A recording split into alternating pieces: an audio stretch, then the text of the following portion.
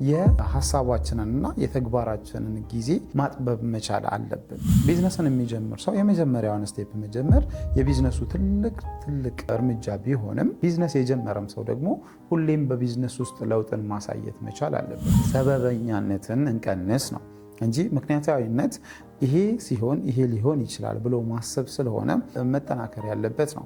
ምክንያቱም ሪዝናብል ስንሆን ውሳኔያችን ውጤታማ የመሆን እድል አለው። ውጤታማ የሆነ የስራ ሰው ምን አይነት ባህሪ ነው ሊኖረው የሚገባው? በሀሳቡና በተግባሩ መካከል ያለው ሰዓት በጣም የጠበበ መሆን አለበት ማለት ነው። እንግዲህ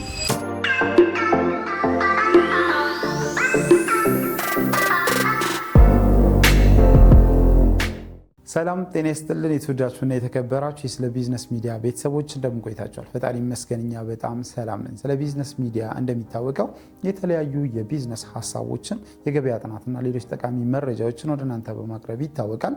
እንግዲህ በሚዲያችን እንደምታውቁት የተለያዩ ቢዝነሶችን ስንጠቁማችሁ ከርመናል።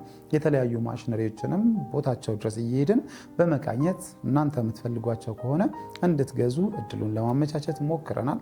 ሌሎች ተጽዕኖ ፈጣሪ የምንላቸውንም በቢዝነሱ ላይ ያሉ ሰዎችን ወደ እናንተ እያቀረብን ትምህርት ትማሩባቸዋላችሁ፣ ልምድ ትቀስማላችሁ ብለን በማሰብ ስናቀርብ ቆይተናል። ዛሬ ደግሞ 4 ቲፖችን እኛም በዚህ ዘርፍ በቢዝነሱ ዘርፍ ላይ ባደረግነው ቆይታ የተማርነውን፣ የጠየቅነውን፣ የገባንን 4 ቲፖች ወደ እናንተ ልናመጣ ወደናል። አንድ ሰው ቢዝነስ ሲሰራ እነዚህን 4 ነገሮች ቢያስብ ወይ ደግሞ እነዚህን 4 ቲፖች ቢይዝ ስኬታማ ይሆናል ብለን ስለምናስብ ፕሮግራሙን ከመጀመሪያው እስከ መጨረሻው በመከታተል ለቤታችን አዲስ የሆናችሁ ላይክ፣ ሼር፣ ሰብስክራይብ በማድረግ እንዲህ አይነት ጠቃሚ መረጃን ወደ እናንተ የሚያደርሰውን ቤተሰብ ሆኑ ለማለት እንወዳለን። ለማታውቁኝ መስቀሌ ጎበና እባላለሁ። በኢንተርፕሬነርሺፕ አሰልጣኝና በስለ ቢዝነስ ሚዲያ ፕሮግራም አዘጋጅ ነኝ። አብራችሁን ቆዩ።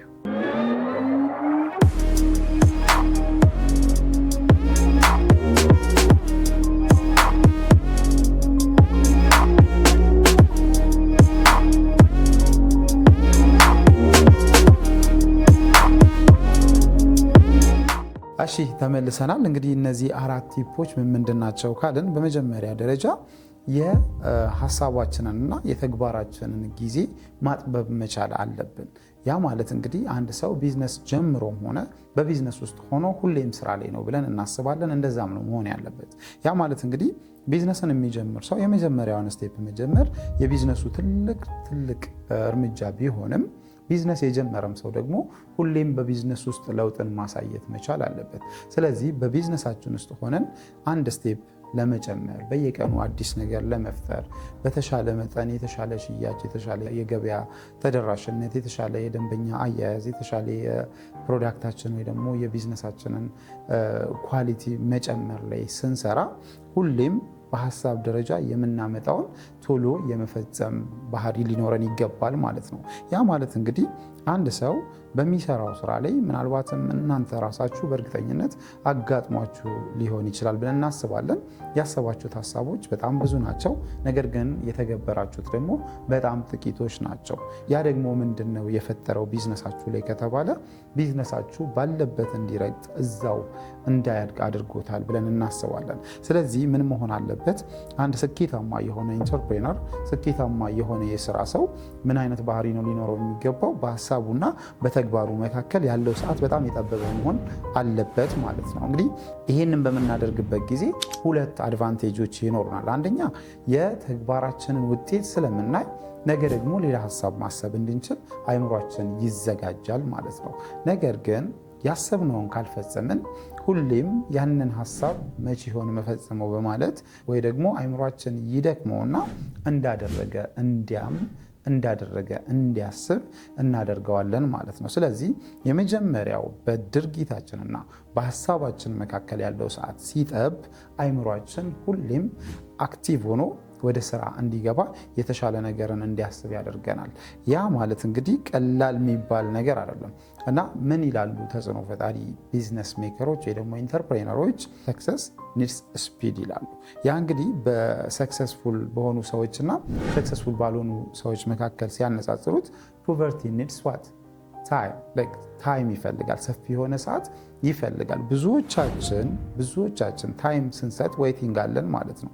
ዌይቲንግ ደግሞ ቆይ ዛሬ፣ ቆይ ነገ፣ ቆይ ዛሬ፣ ቆይ ነገ እያልን የምናደርገው ነገር ነው ማለት ነው። ስለዚህ ፖቨርቲ ኒድስ ዋት ታይም which is waiting ማለት ነው። የሆነ የቆይታ ጊዜ ይፈልጋል ድህነት። ስለዚህ ድህነታችን ወይ ደግሞ የቢዝነሳችን ውድቀት በሰጠነው ጊዜ መጠን ነው እየጨመረ የሚሄደው። አይደለም ቢዝነሳችንን ለማሳደግ ቢዝነሳችንን ራሱ ለመዝጋት የምንሰጠው ጊዜ የተቆረጠ መሆን አለበት። ያ ማለት ቢዝነሳችንን ስንጀምር ቀጥታ በአንዴ ቡስት እናደርጋለን ማለት እንዳልሆነ ስለምንረዳ ማለት ነው። ቡስት እንኳን ብናደርግ የሆነ ቢዝነስ የሆነ ሰዓት ላይ በፍጥነት ይሄድና የሆነ ሰዓት ላይ ምን ይሆናል?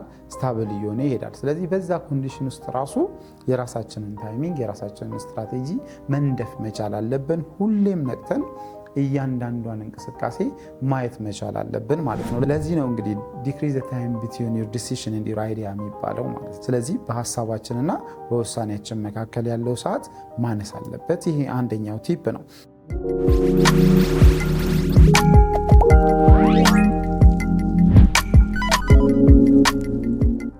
ስለዚህ በሁለተኛ ደረጃ ላይ ያስቀምጥነው ያ ማለት እንግዲህ ድርጅታችሁ ላይ የግድ የስራ አስኪያጅ መሆን የለባችሁም የሚለው ሀሳብ ነው ማለት ነው።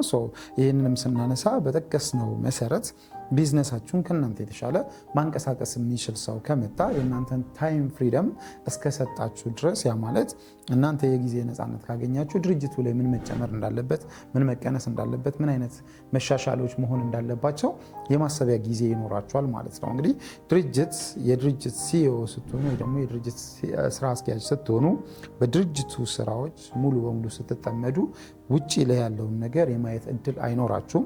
ምንም አይነት የኔትወርኪንግ እድል አይኖራችሁም። ከሰዎች ጋር የመገናኘት እድል አይኖራችሁም። ኢቨንቶች ላይ ኢንተራክት የማድረግ ሀሳባችሁን የመንሸራሸር እድል አይኖራችሁም።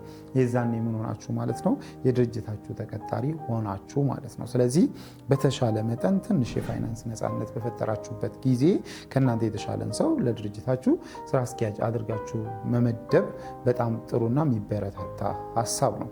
እንግዲህ ይህንን አድርጉ ስንላችሁ ይህንን ቪዲዮ እንግዲህ የምታዩ በትልልቅ ቢዝነስ ላይ ያላችሁ፣ በጀማሪነት ያላችሁ ልትሆኑ ትችላላችሁ። በጀማሪነት ያላችሁ ቢዝነሳችሁ በእግሩ እስኪቆም ድረስ ምናልባት የፋይናንስ እጥረት ሊያጋጥማችሁ ስለሚችል ተወደደም ተጠላም አይደለም ስራውን ማስኬድ እያንዳንዱን የባለሙያውንም ድርሻ ወስዳችሁ እስከ መስራት ልትደርሱ ትችላላችሁ። ምክንያቱም ቢዝነሳችሁ በመጀመሪያ ደረጃ ላይ ስለሆነ ሙሉ አቅም ስለሚፈልግ ሙሉ ገንዘብ ስለሚፈልግ የእናንተን ብቻ ሳይሆን እንደውም ሌላም ሰው እንዲያግዛችሁ እርዳታ የምትጠይቁበት ጊዜ ስለሚሆን ማለት ነው። ስለዚህ ስታርታፕ ሌቭል ላይ ከሆናችሁ ጀማሪዎች ከሆናችሁ ይሄንን ሀሳብ ቀጥታ ተግብሩ እያልን አይደለም። ነገር ግን ቶፕ ሌቭል ላይ ያላችሁ ሰዎች፣ ፋብሪካ ያላችሁ፣ ትልልቅ ድርጅት ያላችሁ፣ የራሳችሁን ቢዝነስ ለረዥም ጊዜ ስታንቀሳቅሱ የነበራችሁ ወጪ ላለማውጣት ወይ ደግሞ ለስራ አስኪያጁ 50 እና 40 ሺህ ብር ላለመክፈል ብላችሁ ይህንን የመሰለ እድል እያመለጣችሁ ያላችሁ ራሳችሁን ቆም ብላችሁ ማየት አለባችሁ ብለን እናስባለን። ይህንን በሁለተኛ ደረጃ አስቀምጠናል። እንግዲህ ወደ ሶስተኛው ደግሞ እንለፍ።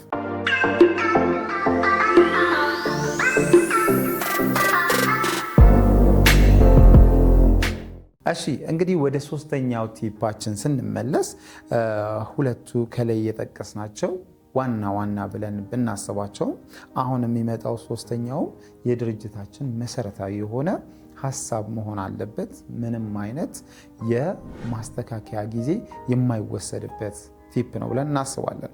ያ ማለት ቢ ኬርፉል ሁ ዩ ሌት ኦን ዩር ሺፕ ይላሉ። እንግዲህ እነዚህ ተጽዕኖ ፈጣሪ የምንላቸው ኢንተርፕሬነሮች ተጽዕኖ ፈጣሪ ኢንተርፕሬነሮች ስንል እንግዲህ እኛ ነገ እነሱን ስለምንሆን እነሱን እንደተሞክሮ ማየቱ በጣም ጥሩ ስለሆነ ነው። እንግዲህ ቢ ኬርፉል ሁ ዩ ሌት ኦን ዩር ሺፕ ሲሉ እናንተ እንግዲህ በመርከባችሁ ላይ በምትንቀሳቀሱበት ጊዜ የመርከባችሁ ተሳፋሪ እነማን ናቸው? አብሯችሁ የሚሰሩ ፓርትነሮቻችሁ ናቸው ማለት ነው። እና አንዳንድ ፓርትነር አብሯችሁ መርከቡ እንዲጓዝ ከማድረግ ይልቅ መርከቡ ሊሰምጥ የሚችልበትን ሊወድቅ የሚችልበትን የትኛውንም ቀዳዳ የሚፈልግ አብሯችሁ የሚጓዝ ፓርትነር ይኖራል ማለት ነው። እንግዲህ ይህንን ስንል ለእያንዳንዳችን ግልጽ ነው ብለን እናስባለን።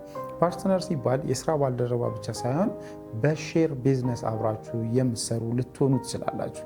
ከዛ ውስጥ እንግዲህ አብራችሁ ስራ እየሰራችሁ የሁለታችሁ ሀሳብ አብሮ የማይሄድ ከሆነ እናንተ ወደፊት ይህንን ቢዝነስ እዚህ ያደርሰዋለሁ ብላችሁ እያሰባችሁ እሱ ዛሬ የድርሻዬን እያለ የሚመጣባችሁ ከሆነ እናንተ ምን እንጨምር እያላችሁ እያሰባችሁ እየሄዳችሁ ባላችሁበት ፍጥነት ውስጥ እሱ ደግሞ ምን እንቀንስ እያለ ከሆነ ተቃራኒ እየሄዳችሁ ነው። ስለዚህ ምን መሆን አለበት ከተባለ ሁለታችሁ የመጣችሁበት የራሳችሁ መንገድ ይኖራል፣ የተገናኛችሁበት የራሳችሁ መንገድ ይኖራል።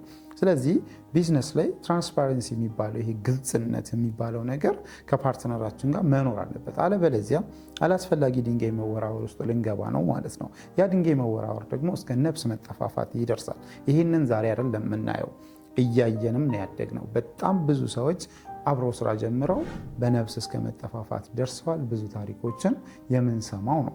እና ይሄ ከሚሆን ምን መሆን አለበት? እየተያየን እየተዋወቅ እየተፈታተሽን መሄድ አለበት። ኮንፍሊክትን ሪዞልቭ ማናደርግ ከሆነ ቢዝነስን የምንጀምረው ለመኖር እንጂ ለመጥፋት አይደለም። ስለዚህ አብረውን ስራ ለመስራት እድሉን ያገኙ ሰዎች በአንድም ሆነ በሌላ በኩል የሆነ የሚያነካካን ነገር ይኖራል። በጓደኝነት ተገናኝተን ሊሆን ይችላል፣ በቤተሰብ ተገናኝተን ሊሆን ይችላል፣ በስራው ተገናኝተን ሊሆን ይችላል።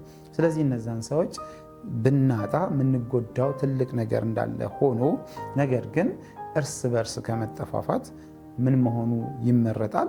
ይህንን ሀሳብ ወደ መሬት አወርዶ አብሮ መቀጠል የሚቻልበትን ጤናማ መንገድ መፍጠር ይጠይቃል።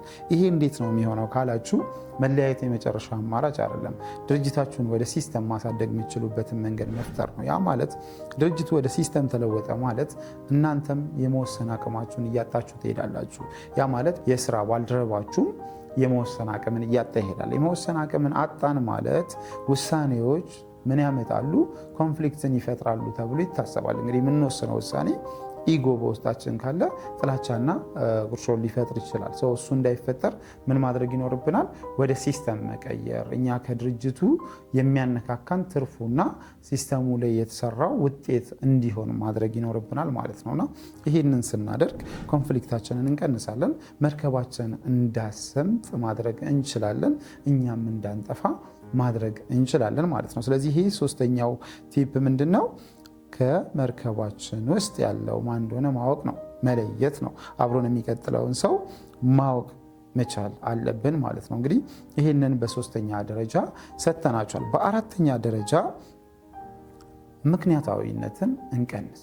እንግዲህ ምክንያታዊነት እንቀንስ ሲባል ብዙዎቻችሁ ምናልባትም በዚህ የቢዝነስ ዘርፍ ላይ ከመቀላቀላችሁ በፊት የቅጥር ዓለምን አሳልፋችሁ ሊሆን ይችላል። በተለይ የመንግስት መስሪያ ቤቶች ላይ፣ ማህበራት ላይ፣ የተለያዩ ቦታዎች ላይ ሰርታችሁ የምታውቁ ከሆነ ትልቁ መግባቢያ ቋንቋ ሰበብ ምንድነው? ዛሬ ለምንድነው ስራ የቀረኸው ስንባል አክስቴ እንዲሆና እንላለን። ምንድነው ዛሬ ለምንድነው እንደዚህ ሆነው? ይሄ ስራ ለምን አልተሰራም ሲባል ኢንተርኔት እንትን ሆኖ ይባላል። እሺ ለምንድነው ዛሬ ይሄ ነገር ያላለቀው ሲባል እንትና እንትን ስላላለች ይባላል። ምንድናቸው? እነዚህ ምክንያቶች ናቸው።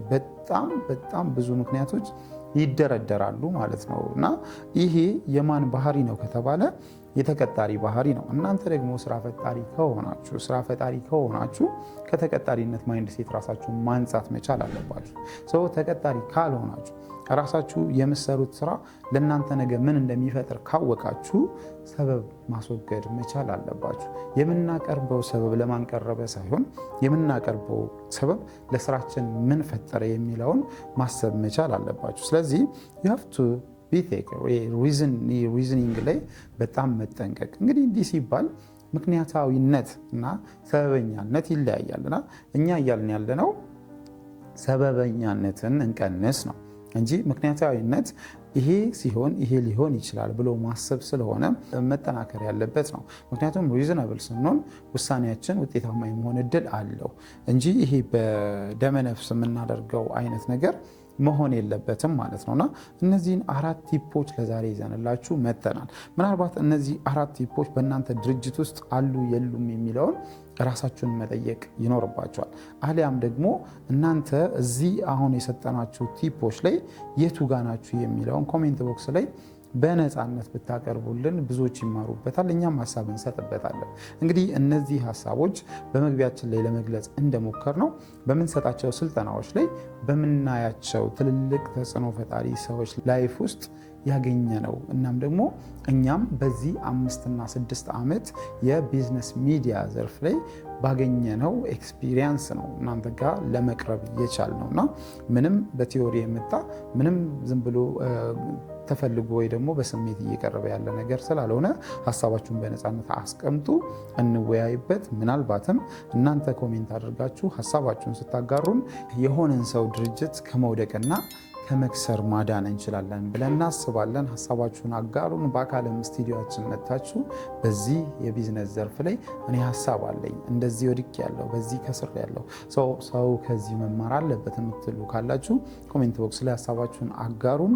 ሀሳባችሁን ለቤተሰቦቻችን እናጋራና የራሳቸውን ሪፍሌክሽን እንዲሰጧችሁ ማድረግ እንችላለን። እንግዲህ ለዛሬ ያዝንላችሁ ፕሮግራም ይህን ይመስል ነበር። ፕሮግራሙን ወደ እናንተ በማቅረብ እኔ መስቀሌ ጎበና፣ ካሜራማናችን ሳላ አብሮን ነበረ። አብራችሁን ስለቆያችሁ በድጋሚ ከልብ እናመሰግናለን።